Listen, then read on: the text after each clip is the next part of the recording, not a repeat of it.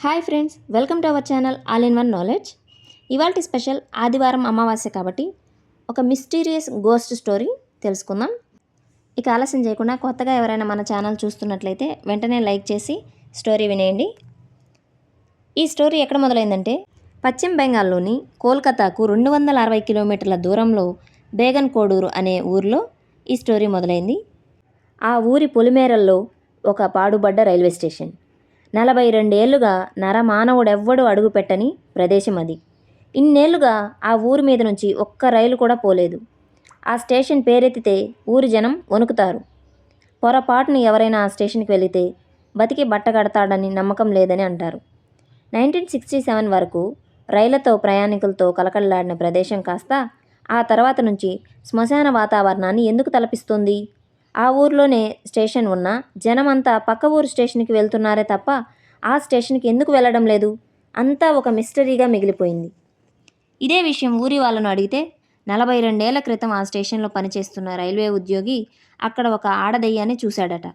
అది తెల్ల చీర కట్టుకుని జుట్టు విరబోసుకుని తిరుగుతోందట. తాను చూసిన ఆ విషయం గురించి ఊరి ప్రజలకు చెప్పాడట. అలా చెప్పిన కొద్ది రోజులకే హఠాత్తుగా మరణించాడట. అంతే. ఆ ఆడదెయ్యం ఉండటానికి చోటు లేక ఆ స్టేషన్ ఎంచుకుందో లేక తన వారు ఏదైనా రైలు దిగుతారని అక్కడే ఎదురు చూస్తుందో తెలియదు కానీ ఊరి జనం మాత్రం అటుపక్క చూడటమే మానేశారు.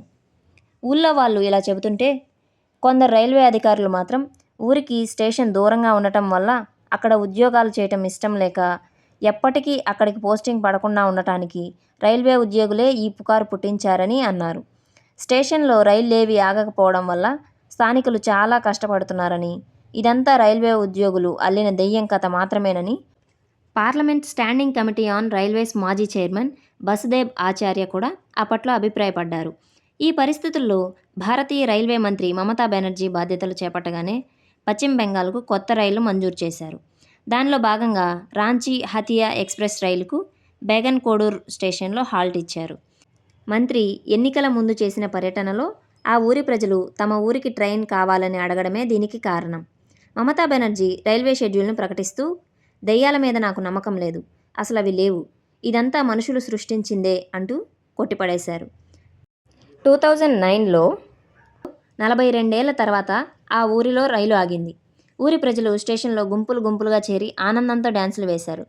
ఇప్పటికీ ఆ దెయ్యం అక్కడే కాపురం ఉంటుందో లేకపోతే ఒక్కతే ఇన్నాళ్ళు ఉండి బోర్ కొట్టి ప్లేస్ మార్చిందో లేక అధికారులు ఊహించినట్లుగా ఇదంతా రైల్వే ఉద్యోగులు సృష్టించిన కట్టుకతో ఏమీ తేలకుండానే ఆ స్టేషన్కు ప్రేతకల పోయి మళ్ళీ జీవకళ వచ్చింది. మొత్తానికి స్టేషన్లో ఆడదెయ్యం అంశం మిస్టరీగానే మిగిలిపోయింది.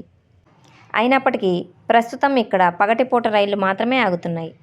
నేటికి సాయంత్రం 5 లేదా 6 గంటల తర్వాత ఏ రైల్వే ఉద్యోగి అక్కడ ఉండటానికి సాహసించడం లేదు. మరియు ప్రయాణికులు కూడా ఆ సమయంలో స్టేషన్కు వెళ్ళడానికి భయపడుతున్నారు.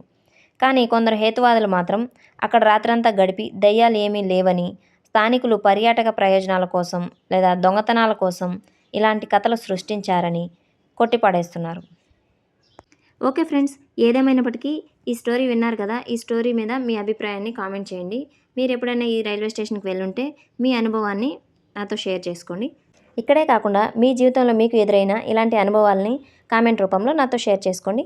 Thank you for watching. Please like, share and subscribe.